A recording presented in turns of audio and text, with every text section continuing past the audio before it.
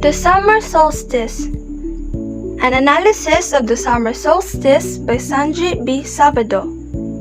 It includes the characters, plot, setting, and the discussion of the story. Characters. The main characters of Summer Solstice are Doña Lupeng and Don Paeng. They are an old wealthy couple living in accordance to the behavioral standards of their social status. Doña Lupeng was introduced as someone strict, uptight, and meticulous, but has shown a free and light-hearted nature at the end of the story. Don Paeng was first viewed as confident and light-hearted, but eventually showed a restrictive personality. He likes to do anything in accordance to the societal standards. Doña Lupeng and Don Paeng have played the vital roles of developing and resolving the conflict, wherein they are the characters from which the conflict revolves. The three boys, the sons of Doña Lupeng and Don Paeng: Amada, the housemaid and cook of the Moretas family, and Toy, the carriage driver of the Moretas family; Guido, the cousin of Don Paeng who had gone from Europe. Plot. The Tatarin, or otherwise known as Tatarin, was a 3-day festival that celebrated a ritual of fertility. This was done only by women. Many men frowned upon the extravagant dances and plays surrounding the ritual. Summer solstice is set during the 3 days of the St. John's Festival.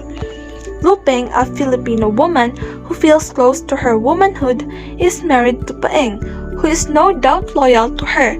They have 3 small boys and live a somewhat wealthy life, as they have a carriage driver named Entoy and a maid and cook named Amada.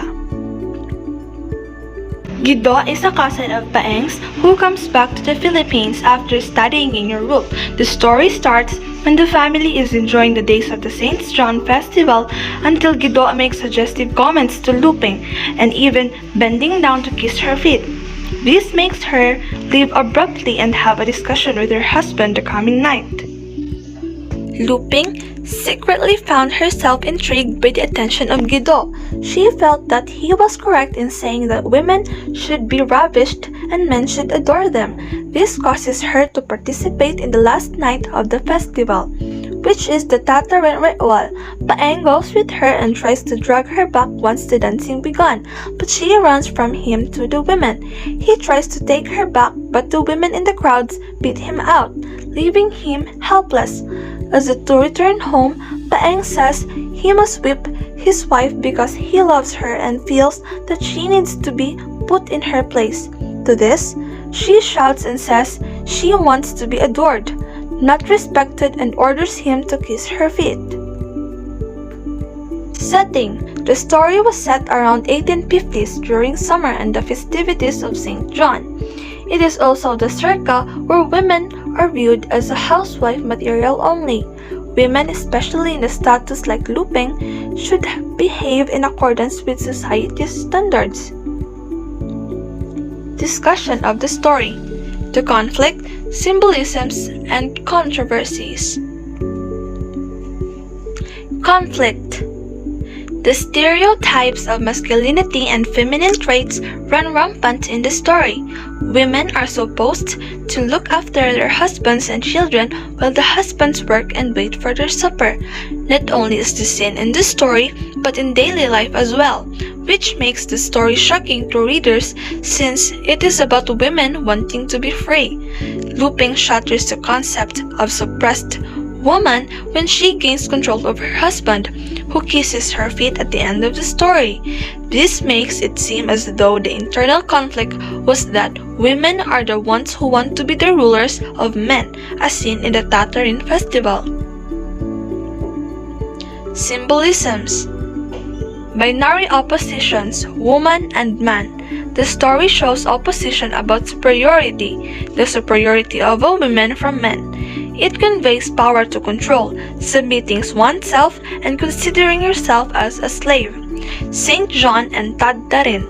St. John symbolizes superiority of men, while Tatarin symbolizes superiority of women. Also, Amada.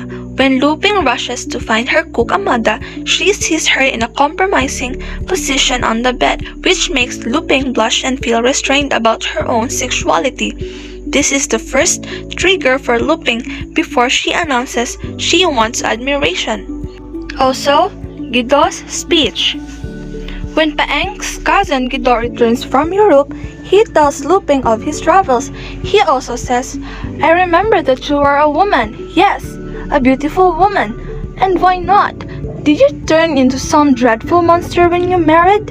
Did you stop being a woman? Did you stop being beautiful? Then why should my eyes not tell you what you are, just because you are married?" This makes Lupin lash out and call it simple comedy, but it is also the second set-off before she feels liberated. She takes his words to heart as well as when he lowers himself to kiss her feet in appreciation. Controversies. The items in conflict were paganism against Christianity, the primitive against the civilized, and the status of men against the status of women. Also, the St. John's Festival is about men and their fertility, which means quite vulgar to Lupin and makes her start to realize how she wishes women could be seen in the same way. The Tatarin Festival is the exact opposite, showing women as leaders of fertility since they carry children. This festival is the last trigger to make Lupin feel as though she is stronger than a man and deserves adoration. Again, I am Sanjay B. Sabado, a grade 11 student, and that would be all. Thank you.